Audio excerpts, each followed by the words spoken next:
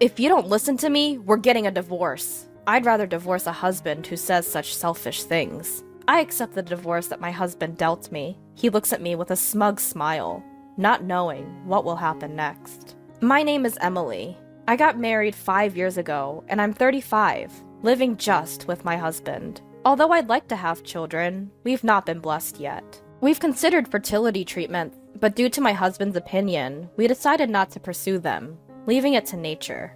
If we can't have them, it's still a life living, just the two of us. My husband said that, and it helped to ease my mind a bit. After we got married, both of my husband's parents passed away, one after another, which left us no time for treatments. Truth be told, my husband is quite dominant.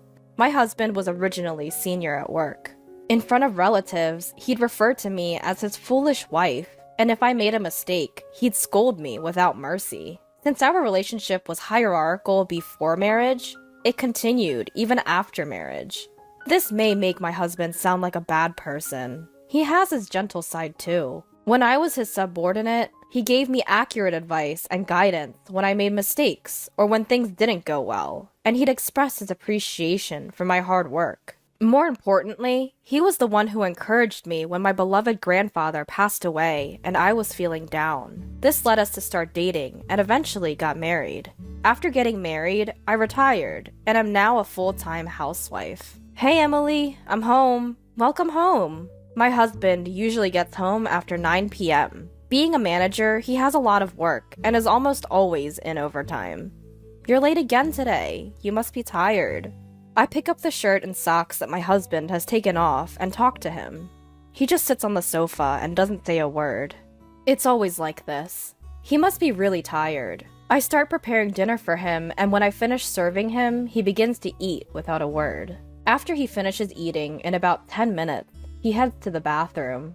I prepare a bath towel and underwear for him and start cleaning up after dinner, and when he comes out of the bath, he goes straight to the bedroom. My husband has always been a man of few words, but I wonder if the recent promotion has been building up his fatigue. For the past year or so, there's been very little conversation between us. But even so, I trust and love my husband, because he was the one who was with me when I had the hardest time.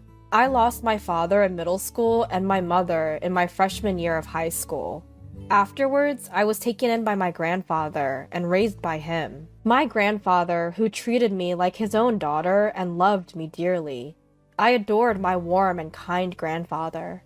I wanted to give back to my grandfather when I started working. With that thought, I saved money after getting a job, took my grandfather on trips, and shared delicious meals with him.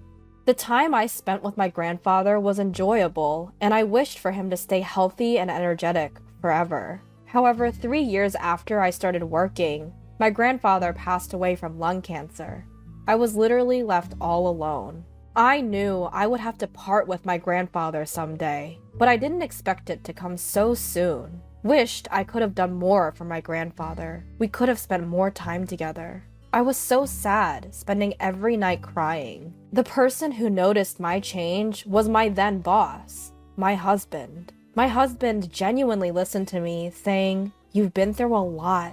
You did well." I was truly lucky to have him as my boss. Normally a stern and intimidating boss, my husband was gentle with his words at that time. I'm sure he is a kind man deep down. I know that. That's why I want to continue to serve him. I think so. On such a day off in the afternoon, the home phone rang. Hello? Oh, Emily, it's me. The caller was my husband's younger brother. Oh, long time no see. What's up? I need to speak to my brother. Is he around? Sure, hold on a sec. I called out to my husband, who was lounging in the living room. You have a phone call? As expected, there was no response. Without a word, my husband took the phone. Hello? Hey, how are you? What's up? His face, which had been soured just a moment ago, immediately turned into a smile when he picked up his brother's call. My brother-in-law, who was 15 years younger than my husband. Perhaps because of the age gap, my husband dotes on him a lot. I hear that he is living a blissful life with his beautiful wife he got 2 years ago. But I wonder what's up. Ah, is that so? So, are you okay? The tone of my husband's voice completely changed to a serious one. I wonder what's going on. Well, if you're ever in trouble, just tell me, okay? I'm your big brother after all. With that, my husband hung up the phone. What happened? Is something wrong? My brother, he seems to have been laid off. What? Laid off? I was surprised. I never expected something like this to happen. Yeah, I heard the company was struggling, but I didn't expect him to be laid off. My husband sat down on a chair, looking downcast. I was also unable to hide my shock. My brother-in-law is the exact opposite of my husband. He is gentle, calm, and always humble. He treats me with respect as his sister-in-law, and even when my husband insults me in front of our relatives, he would defend me, saying, "Bro, that's not fair to Emily," and never fails to show consideration for me by apologizing. Sorry, Emily, for my brother's rude behavior. His wife is also a similar type of person, and I had a good impression of them as a couple. And now, he has been laid off. I started to think about what I could do for my brother-in-law and his wife. I want to help them, wanted to support them, even little. That's what I'm determined to do. Hey, isn't there something I can do? I asked my husband. He gave me a sharp look. What do you mean by something? Well, I was thinking, can't we do something to make your brother feel even a little better? At my words, my husband sighed heavily. You really are a hopeless woman. You, who haven't been out in the society, wouldn't understand this. He's going through the toughest time right now. To casually say if there's something we can do, outsiders should keep quiet. His aggressive attitude took me by surprise. I'd meant well, but it seemed I'd rubbed him the wrong way. Outsider? Aren't I a part of the family too? I asked my husband, almost pleadingly. Family? You're my wife, not my brother's. Unrelated. Outsider. His words struck me like a knife to the heart. I'd never seen my husband this aggressive before. His brother being laid off must have been a tremendous shock to him. But there are things you can and can't say. Just don't do anything unnecessary, he said before he walked out the door. After that, he became even more oppressive towards me. What's with this meal? Learn from my brother's wife. What did you do all day today? My brother's wife always keeps herself tidy and manages the household work perfectly, he barked. I'd never seen him be so unreasonable. I wondered what on earth had happened. Enough! What on earth happened to you? I finally snapped back at my husband. Shut up! Everything's a mess because of you, he blurted out, making no sense. I didn't know where to start with him. Before long, we weren't even making eye contact, and the gap between us was growing wider and wider. I began to question my relationship with my husband. One day, my husband started sorting out things in the morning. Like a thorough cleaning, he was sorting necessary and unnecessary items, steadily increasing the number of garbage bags. I wondered what he was up to, but our relationship had grown cold lately. I didn't have the energy to speak to him, so I didn't intervene in his. But unusually, he spoke to me. Hey, what are you doing? You should start packing too. Huh? Packing for what? We're moving out. I'm giving this house to my brother and his wife. What? What are you talking about? I found out that he intended to give the house where we were living to my unemployed and struggling brother-in-law and his wife. Wait a minute. Why are you doing this all of a sudden? Shut up! Don't defy me! My husband shouted at me loudly, but I didn't back down. You said you wanted to do something for your brother, didn't you? That's a completely different issue. What are we supposed to do if we hand over the house? Where are we going to live? We'll figure that out later. My brother's in trouble right now, and as his elder brother, I need to help him. My husband was moving the conversation along entirely on his own. To begin with, my brother-in-law was not the kind of person to kick us out and move into someone else's house brazenly. Despite this, why? As I gave my husband a suspicious look, he handed me something. If all you're going to do is talk back, you're of no use to me anymore. We're getting a divorce. Get out of here, right now. He threw at me the divorce papers already filled out. I couldn't believe he was proposing divorce. Stunned by my husband's unexpected move, I could only stand there. And yet, it felt strangely appropriate.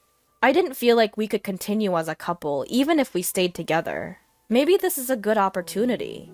I picked up the divorce papers that had fallen to the floor and signed them, without a word. My husband was watching me with a triumphant smile.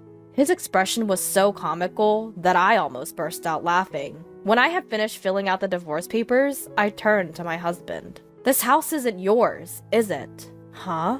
This house is the one I lived in with my grandfather. And the land was his too.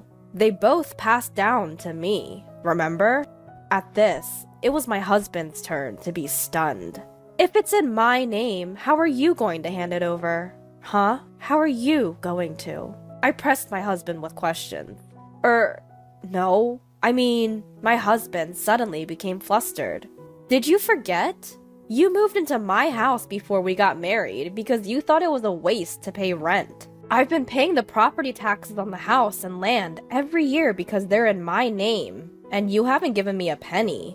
Well, it doesn't matter anymore. Once these papers are filed, our divorce will be finalized, and we'll be strangers. Wait a minute.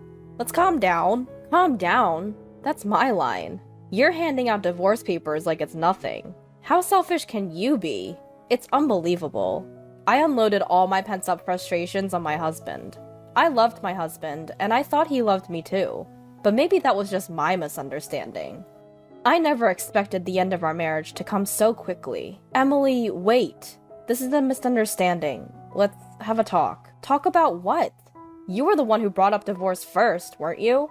I've had enough of you. Saying this, I carefully put away the filled-out divorce papers. It's a holiday today, and I'll submit them first, tomorrow morning. My husband lay on the floor in a daze. No, this can't be, he muttered. I said coldly, without any sympathy, "This is my house. Please leave immediately. Once the papers are filed, we'll be strangers. I can't live under the same roof with a stranger." My husband grumbled until the moment he left, but I did not waver at all. After all, he's a stranger now. There's no need to show any mercy. Even when my husband cried and clung to me, I didn't feel anything. And then my husband left the house as if resigned to his fate. News of my divorce from my husband spread quickly at his company.